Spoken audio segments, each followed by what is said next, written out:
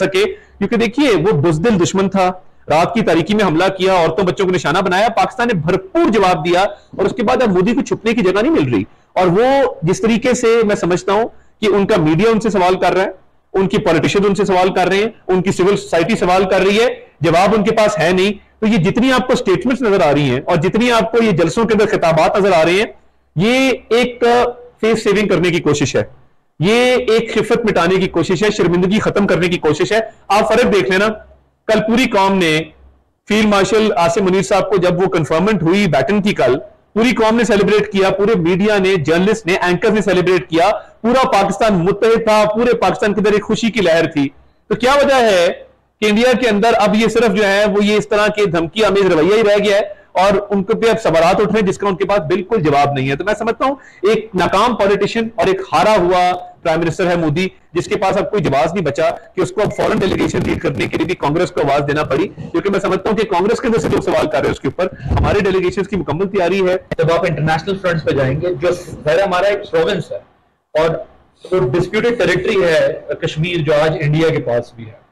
सो इस सब्जेक्ट को स्पेशलाइज तरीके से डील करने की जरूरत है और कंटिन्यूटी, क्योंकि बलूचिस्तान में हम देखते हैं कि इशू टेकअप होता है, फिर उसके बाद वो थोड़ा सा डाई डाउन हो जाता है। सो इसको अगर आप कंसिस्टेंसी के साथ चलाना चाहते हैं, उसके लिए क्या प्लानिंग है? उसके लिए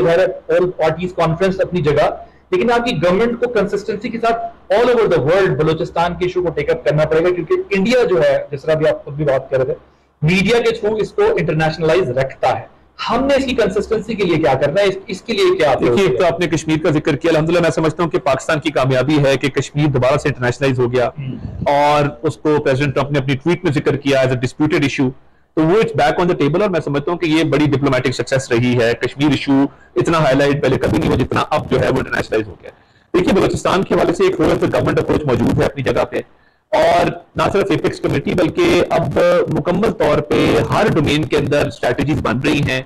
हमारे जो फॉरेन मिशंस हैं, हमारे जो एम्बेसडर्स हैं, हमारे जो डेलीगेशन जा रहे हैं, वो मुकम्मल तौर पे ब्रीफ है इसके ऊपर। मैं मीडिया हाउसेस को भी कहूंगा कि तमाम मीडिया हाउसेस अपना ब्यूरो खोले यहाँ पे, और हम तैयार है स्पेस देने के लिए। और हम चाहेंगे कि ना सिर्फ कोयटा के अंदर बल्कि डाउन साउथ भी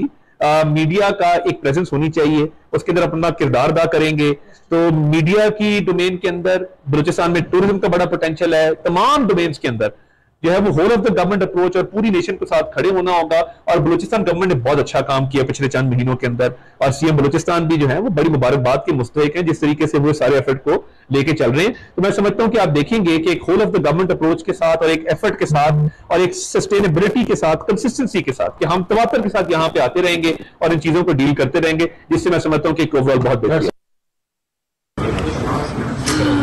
अल्लाह ने बहुत बड़ा मौका किया, आपकी दुआएं काम आई हैं, क्योंकि अगर ये कर जाता, क्योंकि 15 मीटर दूर था, तो अल्लाह ने बहुत बचत की है।